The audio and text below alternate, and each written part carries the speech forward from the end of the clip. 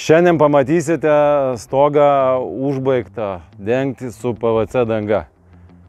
Sveiki, mano vardas Marijus, iš Stogo vizijos. Va, uždengėme stogą. Apžvelgti galim. Įlajos kaip?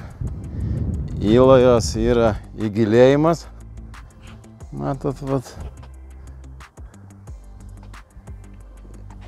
Įgilėjimas ir vamzdis toks išeina, slėpsis fasade.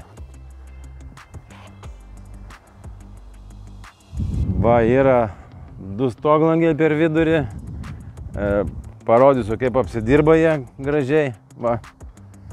Tiesiog su PVC danga prisilydo su karštu oru prie stoglangio prisilydo. Va, čia va. Nieko nereikia kaitinti su lietlempėm, kaip daro bituminė danga, tai čia kaitina, degina viską, tai čia labai gražiai prisiklijuoja. Ai, dar įdomus, neįdomus.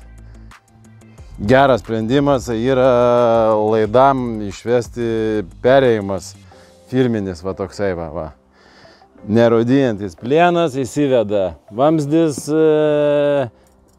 persikiša vėlutė ir paskiau kažkada tai jau kaip reikės statyti saulės kolektorium, ateina iš apačios meistrai, prisiriša laidus ir išsitraukia su ta vėlutė ir taip yra užtikrinama, kad nebėgs niekas per tokią alkūnę.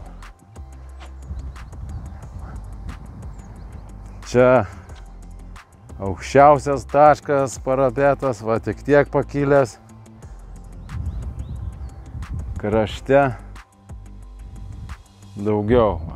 Šitie parapetai, kuom ypatingi, jie yra visiškai be jokio mūro, be betono, jie yra suformuoti iš polisterolo. Va. Kaip matot, ten perdanga, plokštės, o virš jų viskas padaryta iš polisterolo. Tai ką tai reiškia, kad niekas jums neperšala, yra sandorus, šiltas parapetas.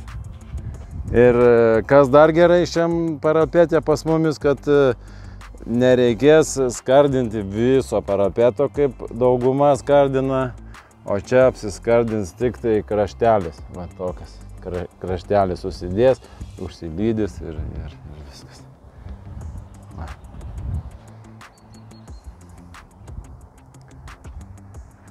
Va, šiandien tiek norėjau parodyti apie PVC dangą, stogą. Sekančiose video parodysiu, kaip bus apskardinta ir kitus įdomius sprendimus. Ačiū, kad laikinatės ir dalinatės. Gero vakaro, geros dienos, ate.